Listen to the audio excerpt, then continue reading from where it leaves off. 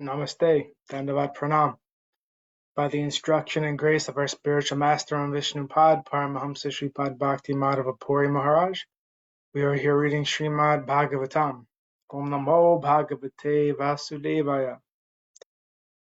Canto 4, the creation of the fourth order, chapter 14, text 13. Ivam adhyavasayanam munhayo gudha manyava Upavrajya Bruvan Venam Santvayitvacha Samabi. The great sages, having thus decided, approached King Vena. Concealing their real anger, they pacified him with sweet words and then spoke as follows. Text 14. Munhaya Uchu Nripavaya Nibodhaitad Yate Vigyapayamabo Ayushri Bhala Kirtinam Tavhatata Vivardhanam.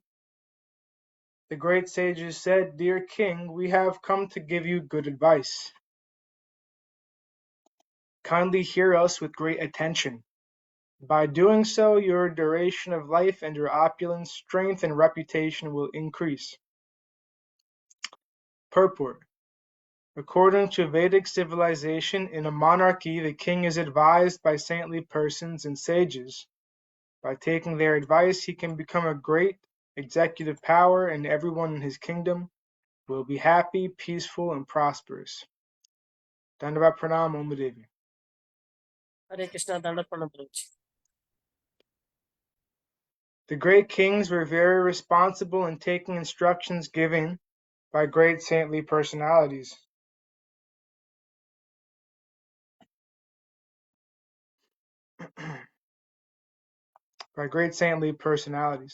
The kings used to accept the instructions given by great sages like Parasara, Vyasadeva, Narada, Devala, and Asita. In other words, they would first accept the authority of saintly persons and then execute their monarchical power. Unfortunately, in the present age of Kali, the head of government does not follow the instructions given by the saintly persons. Therefore, neither the citizens nor the men of government are very happy. Their duration of life is shortened, and almost everyone is wretched and bereft of bodily strength and spiritual power. If citizens want to be happy and prosperous in this democratic age, they should not elect rascals and fools who have no respect for saintly persons. 15. Dharma acharita pumsam vanmana kaya buddhibi lokan vishokan vitrati athanantyam asanginam. Those who lived according to religious principles and who follow them by words, mind, body, and intelligence are elevated to the heavenly kingdom, which is devoid of all miseries. Being thus rid of material influence, they achieve unlimited happiness in life. Purport. The saintly sages herein instruct that the king or head of government should set an example by living a religious life. As stated in Bhagavad Gita, religion means worshipping the Supreme Personality of Godhead. One should not simply make a show of religious life, but should perform devotional service perfectly with words, mind, body, and good intelligence. By doing so, not only will the king or government head rid himself of the contamination of the material modes of nature, but the general public will also, and they will all be gradually elevated to the kingdom of God and go back home, back to Godhead. The instructions given herein serve as a summary of how the head of government should execute his ruling power, and thus attain happiness not only in this life, but also in the life after death. Text 16.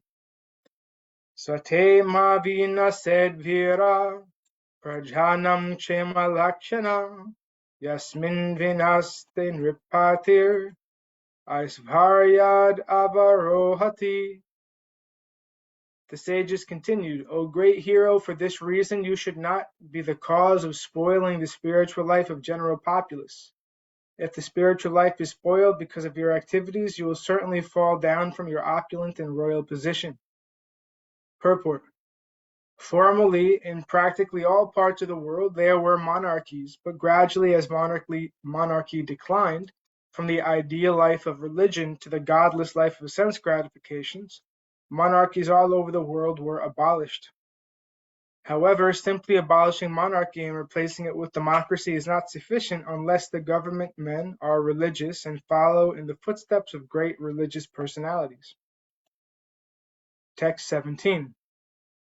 Rajan astpadam hatyebhyas kurhadibhya prajanrapa rakshan yata balim grinam iha prityacha modate. The saintly persons continued, when the king protects the citizens from disturbances of mischievous ministers, as well as from thieves and rogues, he can, by virtue of such pious activities, accept taxes by his subjects. Thus a pious king can certainly enjoy himself in this world as well as in the life after death. Purport. The duty of a pious king is described very nicely in this verse. His first and foremost duty is to give protection to the citizens from thieves and rogues, as well as from ministers who are no better than thieves and rogues.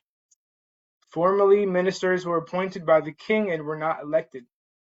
Consequently, if the king was not very pious or strict, the ministers would become thieves and rogues and exploit the innocent citizens.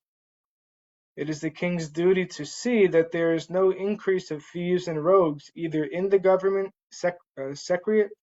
secretariat or in the departments of public affairs.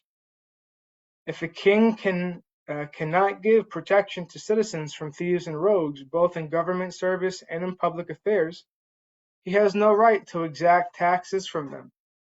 In other words, the king or the government that taxes can levy taxes from the citizens only if the king or government is able to give protection to the citizens from thieves and rogues.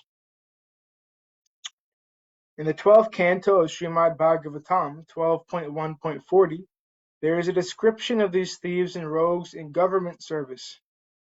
As stated, prajaste bhakshyasi yanti mlecha rajanya rupina. These proud mlechas, persons who are less than Sudras, representing themselves as kings, will tyrannize their subjects, and their subjects, on the other hand, will cultivate the most vicious practices. Thus, practicing evil habits and behaving foolishly, the subjects will be like their rulers.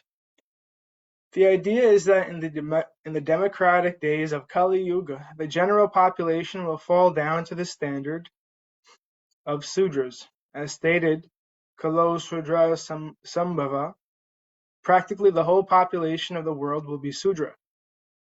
A Sudra is a fourth-class man who is only fit to work for 3 higher social castes. Being a fourth-class man, Sudras are not very intelligent.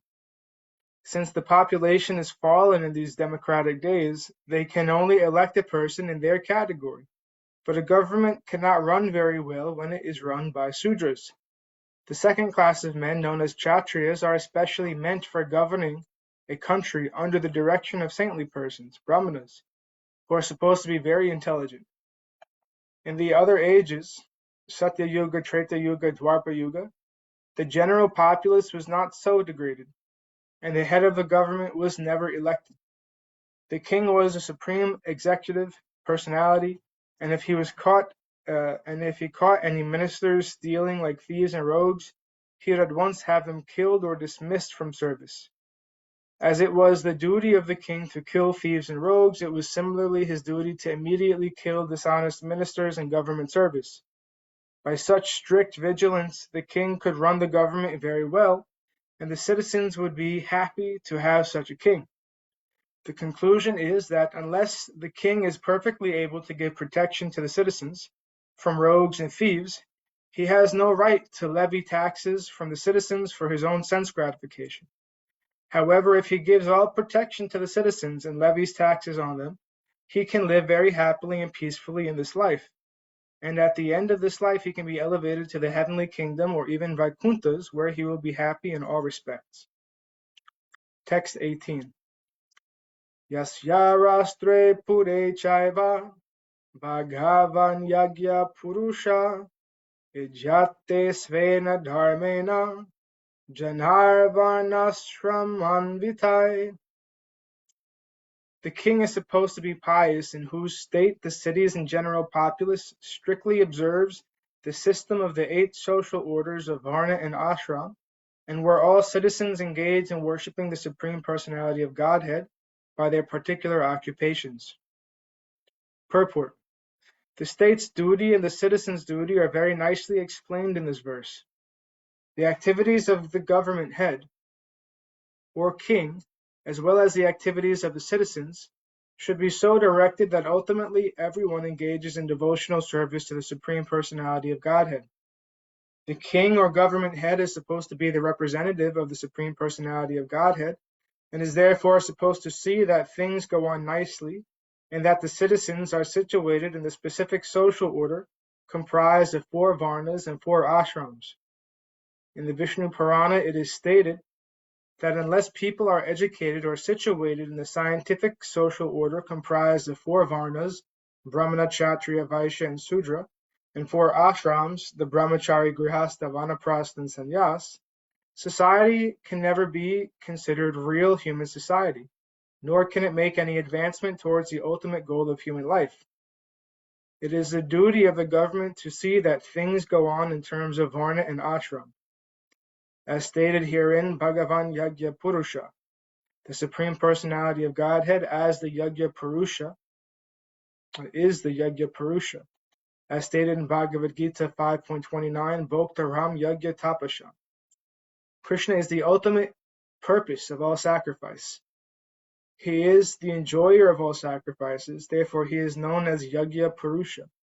The word Yagya Purusha indicates Lord Vishnu or Lord Krishna, or any personality of Godhead in the category of Vishnu Tattva. In perfect human society, people are situated in the orders of Varna and Ashram, and are engaged in worshipping Lord Vishnu by their respective activities. Every citizen engaged in an occupation renders service by the resultant actions of his activities. That is the perfection of life, as stated in Bhagavad Gita 18.46. Yatha pravritya bhutanam yena sarvam idham tatam swakarmanatam abhyarcha siddhim vidhanti manava. By worship of the Lord, who is the source of all beings and who is all-pervading, man can, in the performance of his own duty, attain perfection. Thus the Brahmanas, Kshatriyas, Sudras, and Vaishyas must execute their prescribed duties, as these duties are stated in the Shastras. In this way, everyone can satisfy the Supreme Personality of Godhead, Vishnu. The king or government head has to see that the citizens are thus engaged. In other words, the state or the government must not deviate from its duty by declaring that the state is a secular one, which has no interest in whether or not the people advance in Varnashram Dharma. Today, people engaged in government service and people who rule over the citizens have no respect for the Varnashram Dharma. They complacently feel that the state is secular. In such a government, no one can be happy. The people must follow the Varnashram Dharma, and the king must see that they are following it nicely. And thus ends our reading for today. We'll continue from text 19 on Friday. Jai Om Vishnupad Paramahamsa Sripad Bhakti Madhava Puri Maharaj Ki Jai. Jai Srila Prabhupada, Srila Guru Maharaj, Srila Gurudev, Srila Acharya Dev, Srila Shanta Maharaj Ki Jai.